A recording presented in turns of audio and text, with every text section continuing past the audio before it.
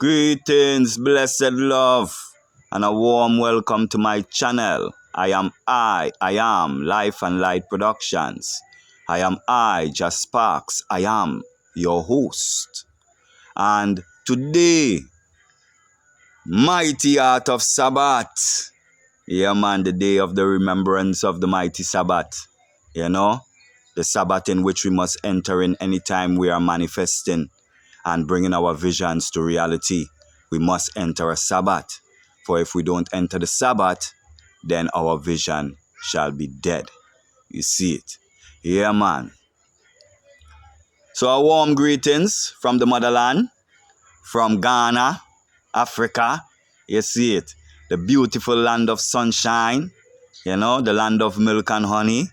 Yes, Africa for the Africans, those at home and those abroad. Repatriation is a real reality. Repatriation is a must. You see it. 7 miles of Black Star Liner, Zion train, or walk on water. Yeah, man, in the modern age, we can just purchase a ticket and fly over on plane, You see it. Yeah, man, at the alarm that, Yeah, man, keeping in remembrance the mighty I am my Father. You see it. Yeah, man, because he says 7 times a day I must pray and give thanks and glory to him, Yeah, man, I make it 8 times, For the 8 is the 3 o'clock hour, the 3 a.m. hour. That make the 8 prayer, the 8 watch of the day. Because it start from 6 in the morning, the first watch, then 9, then 12, then 3, then 6, then 9, then 12, and then 3 in the morning. You see it? But 3 in the morning is the most important one. You could even count that one as the first watch. 3 in the morning. You see it? And order your day from then. You see it? Very vital to the eyes them.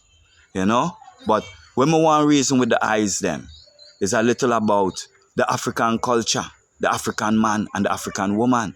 Because in the scripture it tell you, the right hand of the Lord do it valiantly. The right hand of the Lord is exalted. The right hand of the Lord do it valiantly.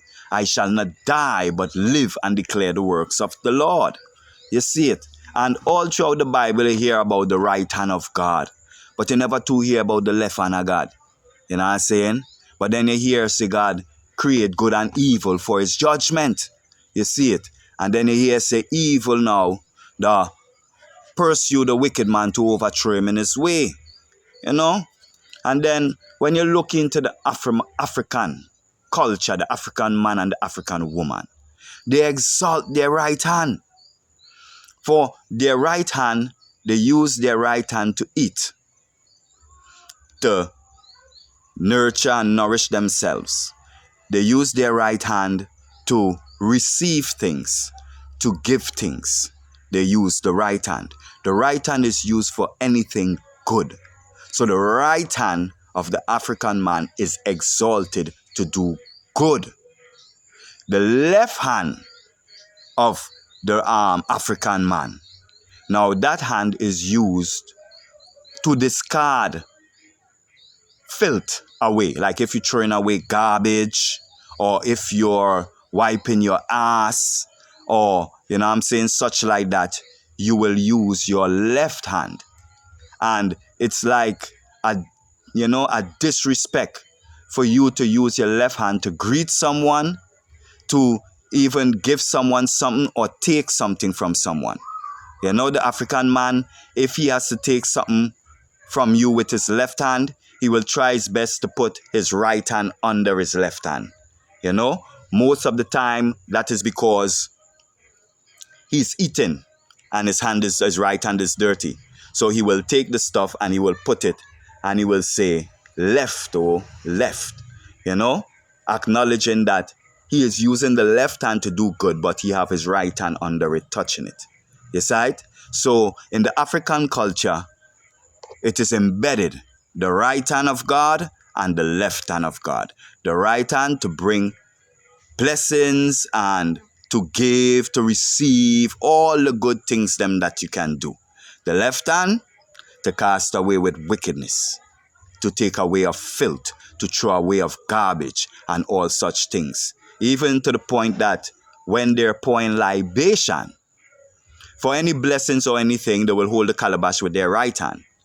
If they're casting away evil or stuff like that, they will use their left hand. You see it, my people. So we must exalt the right hand of the Lord, which is our right hand.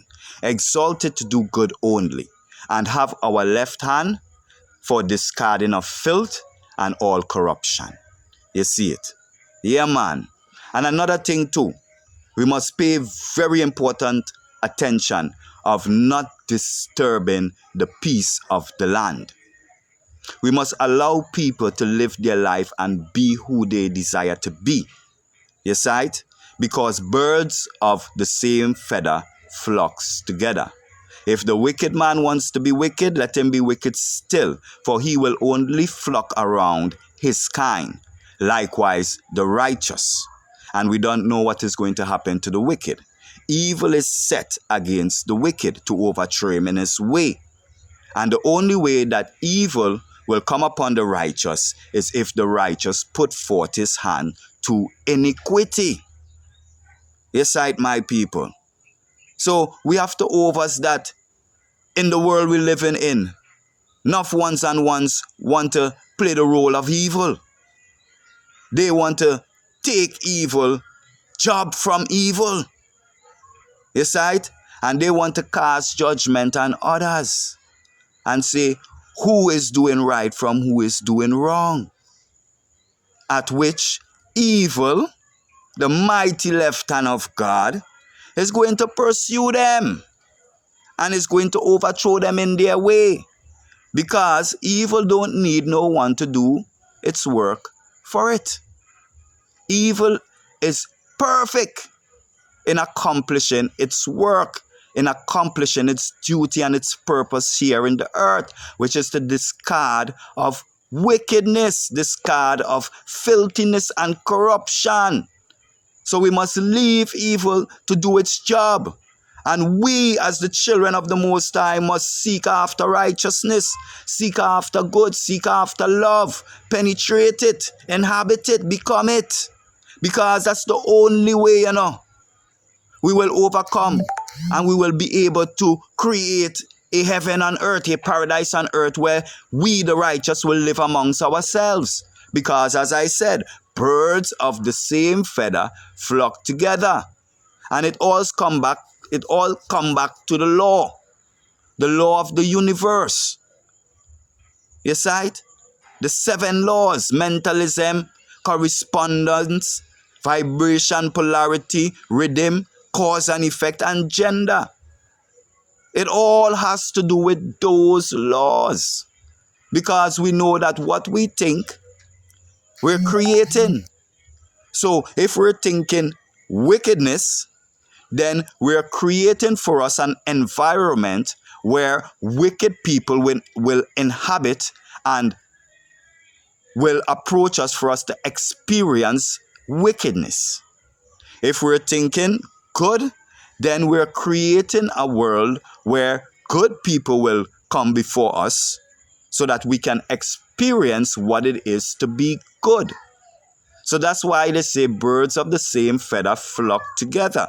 For whatever you think, you attract. So if you are experiencing wickedness and corruption and dis-ease in your life, you have to check your thoughts.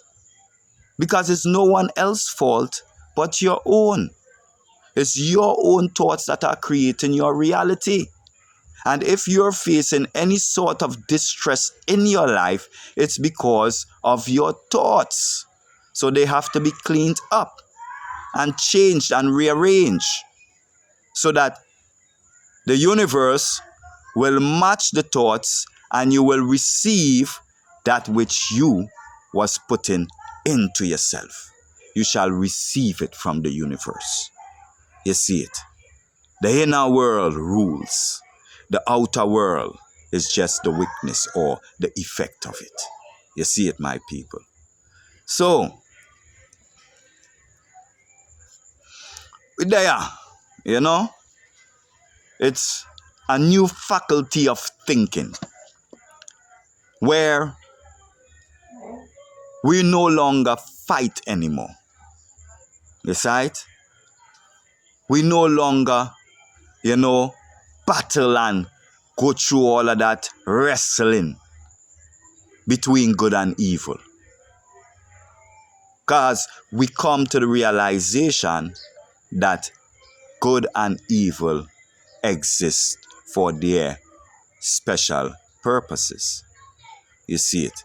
And that anything a man is experiencing in his life is a direct reflection of his thoughts. So there is no more need to fight. We don't need to fight Babylon. We don't need to burn Babylon. Because from you fight Babylon and you burn Babylon, you create Babylon in your world so that you can fight Babylon and burn Babylon. You see it? So when you love and you bless and you forgive, you know what I'm saying? You release and you free your space. You free creation. So that now you will be only greeted with love. The love that you have for creation is what you will be greeted with. You see it? So we must keep those things in mind. The judgment is just choices. The choices you make in life creates your path. And that is the judgment. You have righteous choices, you create a righteous path. You have wicked choices, you create a wicked path. And that is the judgment. You see it? And none can escape the judgment. And as they say, the mighty I am is no respecter of person. If the righteous man impress upon himself wicked thoughts, he shall receive in his world wickedness. And if the wicked man impress upon himself righteous thoughts, he shall receive in his world righteousness. The Most High I am is no respecter of person. You see it? He shined the sun upon the righteous as the same as the wicked. And he rained the rain fall on the righteous house the same as the wicked house. You see it? So we, as the children of the Most High, must do likewise.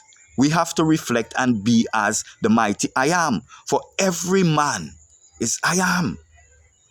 So every man, being I am, has a right to his own way. You see it? And evil, who I am has already set there, for the man who doeth wickedness, or the man who doeth corruption, or the man who doeth iniquity, which is unfair dealings. Evil is there to pursue him and overthrow him. So the goal is strictly righteousness, keeping your heavens pure and clean, no judgment upon no one. Read Matthew 5, 6, and 7, man. As His Majesty say, that is the greatest sermon ever written. You see it? Matthew 5, 6, and 7, the Sermon on the Mount. You see it? Where he say, blessed are the meek, for they shall inherit the earth, and the poor in spirit, and they that hunger and thirst after righteousness, for they shall be fed. You see it? These are the way. These are the way to the overcoming. You see it? When you train your mind in that thought pattern, you will create no evil in your world. When you observe the commandments and you follow the laws, you will only manifest righteousness in your world. You see it? So that is the overcoming. That is the becoming. That is where we're at. That's why we must leave off of idol worshiping and these things and praise the living God within that sit between the cherubim, between the left hemisphere and the right hemisphere of your brain, which is the cherubims. You see it? And your pineal gland is there, which is the seat of the Most High. I am. You see it? And all your thoughts are surrounding the Most High. You see it? And those thoughts are your angels or your demons. You see it? So the angels them that appear to you in your world is the angels them that you have in your heavens, in your mind. You see it? Those are the angels that appear in your world. Likewise the demons. You see it? Because remember, man create all things, it's the mighty I am that doing it all. And once you impress an impression upon the mighty I am, he shall bring it to pass. So all these things that we see in the world, from aliens to all the evil spirits, they may call it, whatever they may call it, is man and his human imagination that created it and brought it into the world. You see it? So we must look into those things. Be very careful of our thought patterns. Be circumspect in our ways. You see it? Be very circumspect. You see it? Yeah, man. Africa for the Africans, you see it? Those at home and those abroad, come home. You know what I'm saying? And the eye memory is going to return to the eyes them. Once the eye them set foot upon this land with a spiritual intent. You know what I'm saying? Spiritual intent. You got to be spiritually grounded and rooted to survive here in Africa. You see it? Because the land is spiritual. You see it? That was one of the first messages I got when I came here to Africa. Follow the law of the land and you shall be okay. Once you follow the law of the land, you'll be good. You know what I'm saying?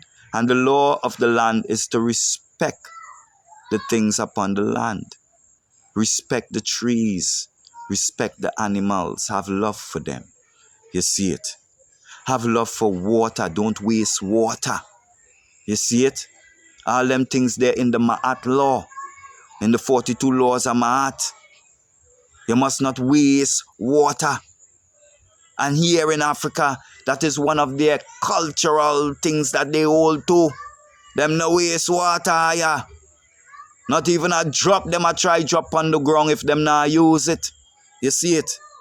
And speaking of water, I want to speak about water too.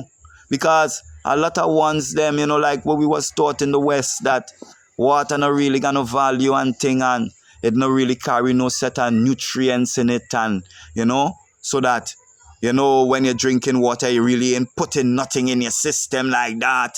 But no. Water is very, very special. Water is a creature, Water is alive. Water is living. Water is a living being. And the water retains memory. So imagine you saying negative things about water in front of water. And that water go into other water and carry that memory. What is your state when it comes to water? Yes, right. These things are living. Everything is living. The rocks are living. It's written, if we, the children of the Most High, don't come out and speak out for righteousness, the rocks that seem it dead is going to open their mouth and speak. You see it, my people? So we got to understand what kind of creation we live in, Everything is alive, Every single molecule is living. Every single molecule has intelligence. Every single molecule carries I am within it to identify and know that it is that type of molecule. You see it, my people? So water is a very special creature. Because water is something you can invoke with your word, with your vibration. Here in Africa, they will get certain herbs.